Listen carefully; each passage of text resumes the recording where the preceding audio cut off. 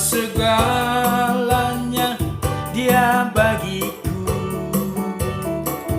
Dialah segalanya, besar kecil, korbankan dirinya dan selamatkanku. Dialah segalanya, Dia bagiku. Seperti air madu dari batu karang, dicicih air madu yang manis. Oh, lihatlah Tuhan Yesus baik, dicicih air madu yang manis. Dialah segalanya, Dia bagiku.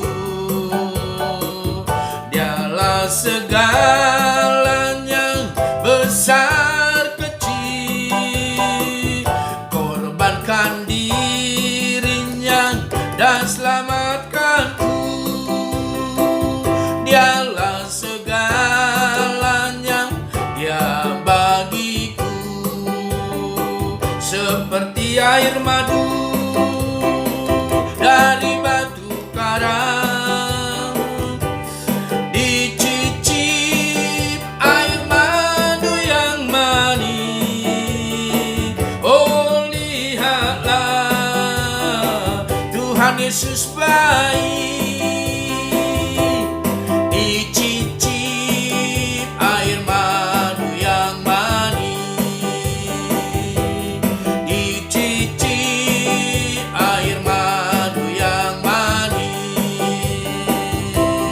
dicicip air madu yang manis.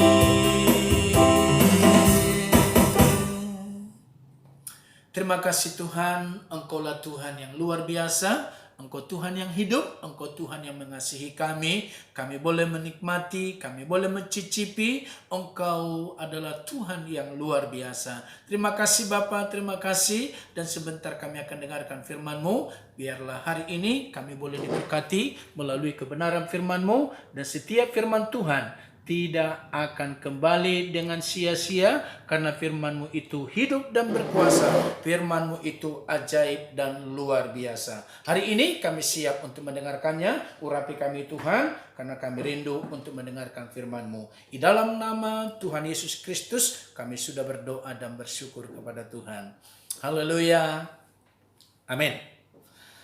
Puji nama Tuhan, senang berjumpa kembali dengan Bapak Ibu. Bagaimana kabarnya? Tuhan Yesus memberkati dan kita dalam keadaan baik. Tuhan Yesus sangat baik di dalam kehidupan kita. Hari ini kita akan mendengarkan kembali kebenaran firman Tuhan, dan saya memberi topiknya adalah firman itu sempurna. Saya akan bacakan di dalam Mazmur 19 ayat yang ke-8 sampai ayat yang ke-11. Demikianlah firman Tuhan. Taurat Tuhan itu sempurna, menyegarkan jiwa. Peraturan Tuhan itu teguh, memberikan hikmat kepada orang yang tak berpengalaman. Titah Tuhan itu tepat, menyukakan hati. Perintah Tuhan itu murni, membuat mata bercahaya. Takut akan Tuhan itu suci, tepat ada untuk selamanya. Hukum-hukum Tuhan itu benar, adil, sempurna. Lebih indah daripada emas, bahkan daripada banyak emas tua. Dan lebih manis daripada madu, bahkan daripada madu tetesan dari sarang lebah. Inilah firman Tuhan yang sempurna. Firman itu dikatakan saking sempurnanya, saking hebatnya, dia menyegarkan jiwa. Setiap kita manusia punya jiwa, punya perasaan, punya kehendak, dan punya kemauan. Tapi jiwa itu seringkali lemah, perasaan itu seringkali tidak enak. Semangat itu, kehendak itu kadang-kadang ya mengalami benturan dan benturan. Sehingga jiwa itu jadi lemah. Tapi hari ini Alkitab berkata, kalau kita mendengarkan firman Tuhan dan menerimanya, maka firman itu menyegarkan jiwa. Jadi hebatnya itu firman sangat luar biasa. Dan semua kita membutuhkan itu. Saudara dan saya, khususnya di hari-hari ini, bagaimana kegoncangan demi kegoncangan terjadi. Banyak orang goncang. Nah, di tengah-tengah kegoncangan ini perlu ada yang memberi kesegaran. Siapakah yang memberikan kesegaran itu? Alkitab tadi berkata bahwa firman Tuhan yang sempurna itulah yang sanggup memberikan kesegaran. Kalau kita sudah segar, udah ibarat tanaman, kembang. Karena saya juga punya tanaman di rumah. Saya lihat kalau sudah mulai layu, berarti dia harus disiram dengan air. Nah, ketika saya siram, sore, besok paginya kembali lagi segar. Kenapa? Karena dikasih makanannya, apa yang dia butuhkan. Begitu juga jiwa saudara yang saat ini mengalami kegoncangan, mengalami kelemahan, dengarkan firman Tuhan. Karena hanya firman Tuhan yang memberi kesegaran. Itu yang pertama. Lalu dikatakan firman yang sempurna itu menyukakan hati. Firman Tuhan itu membuat orang hatinya jadi suka. Tadinya mungkin hati ini sedih, hati ini gentar, hati ini khawatir, hati ini bimbang, dan bermacam-macam lagi. Tapi ketika dia dengarkan firman Tuhan dan menerimanya, maka hatinya disukakan, dibangkitkan kembali, dihidupkan kembali.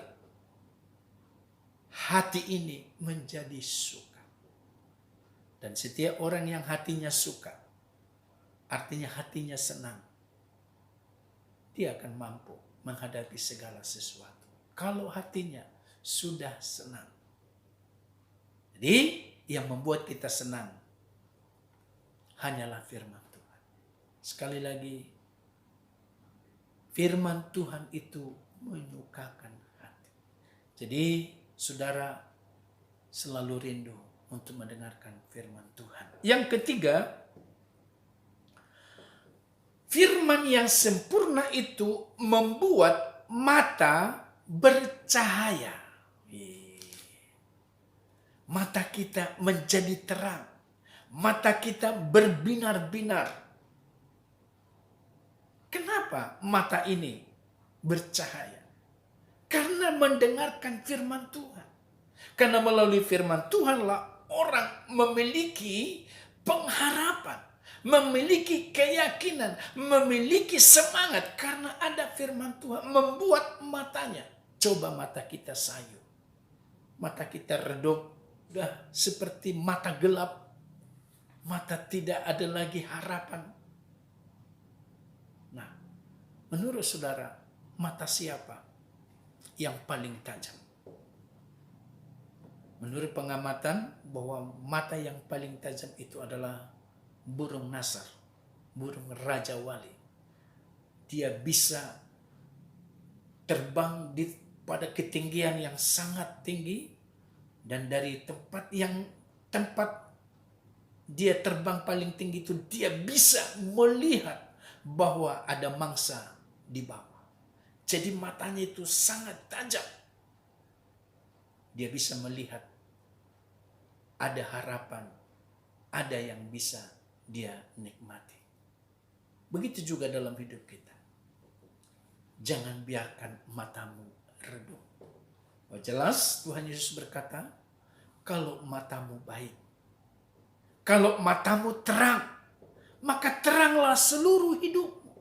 Tapi kalau matamu gelap, matamu redup, matamu remang-remang, maka hidupmu juga menjadi remang-remang. Tapi hari ini, firman Tuhan yang sempurna itu, firman Tuhan yang luar biasa itu membuat mata kita jadi terang. Kita memiliki harapan yang luar biasa di dalam Dia. Jadi saudaraku, jangan bosan-bosan untuk mendengarkan firman Tuhan. Lalu yang keempat, dikatakan tadi bahwa firman Tuhan yang sempurna itu lebih indah daripada emas. Wow, luar biasa ya. Setiap orang menginginkan punya emas. Ya, ibu-ibu, para wanita, waduh sangat mengharapkan itu. Ada gelangnya, ada kalungnya, ada cincinnya, ada anting-antingnya. Kalau bisa, ya terbuat dari emas. Ya kan? Jangan imitasi, ya kan? Tapi sekalipun itu diharapkan dan mungkin sudah punya, tapi masih ada yang lebih indah dari emas. Bahkan emas tua dikatakan emas yang paling hebat. Apakah itu? Yaitu firman Tuhan. Karena kalau emas yang kita pakai, yang kita punya, tidak sanggup karena dia benda mati. Tidak sanggup memberikan ketenangan, memberikan kesejukan bagi kita. Paling kalau kita pakai emas, ya hanya sedikit bergaya saja. Ya, mungkin percaya dirinya lebih ini. Kalau kita tampil di mana, kalau kita pakai emas. Tapi itu tidak bisa menolong. Ya, hanya menunjukkan gaya hidup kita lebih mungkin daripada orang lain. Tapi itu sekali lagi tidak memberikan pertolongan, tidak membuat harga diri kita ya di mata Tuhan menjadi lebih indah. Tidak. Yang Tuhan lihat bukan perkara-perkara di dunia ini, tapi yang Tuhan lihat adalah apakah ada firman di dalam hatimu. Yang penting sekarang firman itu ada di dalam hati kita. Kalau ada firman di dalam hati kita, maka firman yang hidup, firman yang sempurna itu lebih indah daripada emas yang kita punya atau yang kita pakai atau yang orang lain pakai. Jadi saudara, kalau saudara tidak punya emas, saya juga nggak punya emas, tapi saya tidak cemburu, saya tidak iri hati melihat orang pakai cincin emas, kalung emas. Enggak. Karena ada yang lebih indah dari situ. Tapi kalau saudara punya, enggak apa-apa. Tapi jangan mengandalkan emas yang saudara punya. Yang saudara andalkan, yang saudara harapkan, yang paling indah daripada itu adalah firman Tuhan. Lalu yang kelima dikatakan lebih manis. Firman yang sempurna itu lebih manis daripada madu. Maka pujian tadi berkata, yang saya nyanyikan tadi, kaulah segalanya. Seperti air madu. Ya, dari batu karang. Dicicipi. Jadi Tuhan itu lebih manis. Madu sudah manis, tapi ada yang lebih manis lagi, yaitulah firman Tuhan. Jadi firman itu betul-betul ya seperti yang dikatakan tadi, memberikan kesegaran, memberikan kesejukan di dalam hati kita dan kita bisa mencicipi manisnya firman Tuhan, lebih manis daripada madu. Madu fungsinya tentu banyak. Memberikan stamina, memberikan ya kekuatan bagi kita. Ya, kalau orang minum madu, ya tubuhnya jadi segar. Ya, memang seperti itu. Tapi ada yang lebih daripada itu. Itulah firman Tuhan. Jadi saudaraku, supaya saudara menuju kepada firman yang sempurna itu, maka kita harus mendengarkannya, kita harus menanggapinya, kita harus rindu kepada firman yang sempurna itu. Agar kita apa? Maksudnya apa? Supaya kita disempurnakan. Karena hanya firman-Lah yang sanggup menyempurnakan kita. Apa yang dikatakan oleh Tuhan Yesus di dalam Matius pasal yang kelima ayat yang ke-48, demikianlah firman Tuhan. Karena itu haruslah kamu sempurna, sama seperti Bapamu yang di surga adalah sempurna. Mungkinkah manusia yang berdosa ini sempurna? Memang mustahil. Tidak mungkin. Tapi kalau kita menerima firman Tuhan dan kita berpegang kepada firman Tuhan, maka firman itulah yang menyempurnakan kita. Semua noda-noda kehidupan, semua kefasikan, semua hal-hal yang tidak berkenan, yang tidak baik, melalui pikiran, melalui perkataan, melalui perbuatan kita akan diarahkan, kita akan dituntun. Maka hidup kita menjadi sempurna. Dan sekarang ini kita sedang menuju kesempurnaan. Memang di dunia ini, sekali lagi siapapun, tidak ada yang sempurna. Tetapi gereja Tuhan, umat Tuhan, anak-anaknya, saudara dan saya sedang menuju kepada kesempurnaan itu. Jadi Alkitab berkata, hendaklah engkau sempurna. Bagaimana kita bisa sempurna? Ya, kita harus ikuti arahan-arahan. Kita harus ikuti tuntunan daripada Tuhan. Kita tidak boleh begini, tidak boleh begitu. Kalau dilarang kita seperti itu, mari kita ikuti. Dan terutama dikatakan di ayat-ayat sebelumnya bahwa yang paling dialami oleh manusia itu adalah tentang khawatir. Khawatir. Jadi kita tidak boleh khawatir. Sampai diberikan gambarannya. Jangan kamu khawatir. Jangan kamu takut. Burung di udara. Bunga di padang dihiasi. Lebih lagi kamu. Makanya jangan kamu khawatir. Dan inilah yang menjadi lawan kita. Kekhawatiran ini. Jadi kita harus menang supaya kita masuk di dalam kesempurnaan itu. Dan dikatakan di dalam untuk menuju kepada kesempurnaan itu memang Tuhan Yesus memberikan suatu perumpamaan. Ada seorang muda yang kaya. Ini yang harus kita baca. Bahwa di dalam Matius pasal 19 ayat 21. Demikianlah firman Tuhan. Kata Yesus kepadanya, jikalau engkau hendak sempurna, pergilah, jualah segala milikmu dan berikanlah itu kepada orang-orang miskin, maka engkau akan beroleh harta di surga. Kemudian datanglah kemari dan ikutlah aku. Jadi untuk menjadi sempurna, kita harus mengikut Yesus. Ikutlah aku, kata Tuhan. Jejaknya, perintahnya kita harus ikuti. Kalau kita tidak mengikutinya, maka kita tidak akan bisa sempurna. Nah, dikatakan tadi, juallah hartamu. Berikan kepada orang miskin. Artinya, segala apa yang kita punya di dunia ini, apa yang kita banggakan di dunia ini, itu jangan kita terikat. Jangan itu kita jadikan menjadi pegangan dalam hidup kita. Harta yang tadi. Jangan. Kalau kita punya harta, anggap saja kita tidak punya. Karena ada yang lebih lagi. Harta yang lebih indah. Harta yang paling mulia.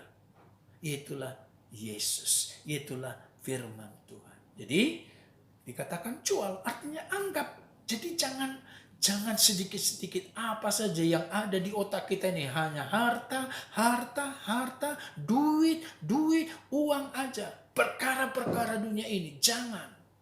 Yang ada di dalam hati kita apa, saudaraku? Yaitu firman Tuhan. Itu perkataan dari Yesus. Ikut jejaknya. Ikut apa yang dia sampaikan kepada kita. Ikutlah aku. Bahkan apa? Mengikut Yesus harus pikul salib. Menyangkal diri. Ikut Yesus harus mengampuni. Ikut Yesus harus mengasihi. Ikut Yesus harus memberkati orang lain. Bahkan mendoakan musuh yang tidak suka dengan kita. Harus kita doakan. Nah, itu aturan. dan yang paling luar biasa tentang pengampunan. Yesus dengan mudahnya mengampuni siapa saja yang berbuat sesuatu yang tidak baik kepada dia. Padahal Yesus kita sudah ikuti bagaimana jejaknya. Dia berbuat baik, dia menolong orang, menyembuhkan orang, ya, menyembuhkan berbagai-bagai penyakit, menghidupkan orang yang mati. Lazarus dihidupkan. Tapi ketika Lazarus dibangkitkan dari antara orang mati, ada saja orang yang tidak suka. Ada aja yang rencana untuk membunuh dia. Jadi sekalipun Yesus berbuat baik, tetap ada orang yang tidak suka. Begitu juga saudara. Kita ini sebagai orang percaya, sebagai umat Tuhan, sebagai anak-anak Tuhan. Kalau kita melakukan sesuatu, ada saja orang yang tidak suka dengan kita. Jadi jangan hiraukan itu. Oh, memang ada orang-orang yang tidak suka dengan kita. Tapi Alkitab berkata kita harus mengampuni dan mendoakannya. Ya. Dan ayat yang terakhir yang harus kita pegang di dalam kebenaran firman Tuhan ini adalah doa dari Tuhan Yesus. Di dalam Yohanes 17 dikatakan, di dalam Yohanes 17 ayat yang ke-23 ini dengan jelas berkata Tuhan Yesus, "Aku di dalam mereka dan engkau di dalam aku, supaya mereka sempurna menjadi satu, agar dunia tahu bahwa engkau yang telah mengutus aku dan bahwa engkau mengasihi mereka sama seperti engkau mengasihi aku." Ini pernyataan dari Tuhan Yesus. Di dalam doanya, aku di dalam mereka. Yesus ada di dalam umatnya, di dalam anak-anaknya, di dalam orang-orang yang percaya. Jadi Yesus, firman itu ada di dalam kita. Lalu dikatakan, dan engkau di dalam aku. Jadi Bapa dan Anak itu satu. Nah, kalau Bapa dan Anak itu satu, maka kita sebagai anak-anaknya menuju dan mendapat kesempatan untuk menjadi sempurna. Inilah saudaraku, menjadi sempurna. Secara manusia, bagaimana mungkin kita jadi sempurna? Tidak mungkin. Tapi inilah doanya Yesus. Inilah perkataan Yesus. Karena engkau dan aku adalah satu, maka mereka, artinya umat Tuhan, orang-orang yang percaya, baik pada zaman waktu Yesus ada di dunia ini, bahkan sampai sekarang pun, saudara yang percaya kepada nama Yesus itu, kita ini menjadi sempurna di mata Tuhan. Sekali lagi ya, di mata manusia kita pasti tidak sempurna. Bahkan kita sendiri menilai diri kita tidak sempurna. Tetapi di mata Tuhan kita menjadi sempurna. Kalau kita tetap menerima, kalau kita tetap percaya kepada kebenaran. Dan kebenaran itulah yang menjadi hidup di dalam kehidupan kita. Dan kebenaran itulah yang kita akan jalani. Maka hidup kita akan baik, hidup kita akan betul-betul menikmati indahnya, lebih indah daripada segala-galanya. Kiranya firman Tuhan pada hari ini menguatkan dan memberikan motivasi kepada kita supaya kita tetap berpegang kepada firman Tuhan yang sempurna itu. Amin. Terima kasih Tuhan, kami bersyukur kepadamu. Siapakah kami Tuhan? Kalau engkau bisa jadikan kami menjadi umat-Mu, menjadi anak-anak-Mu. Dan kami terima kebenaran firman Tuhan.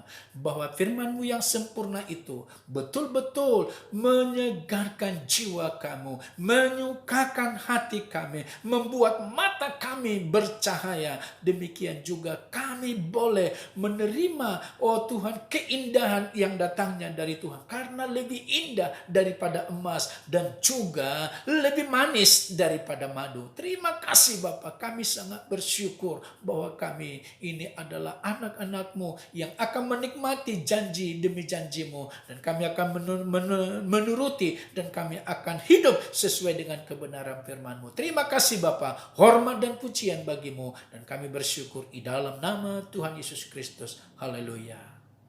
Amin. Sampai ketemu. Tuhan Yesus memberkati.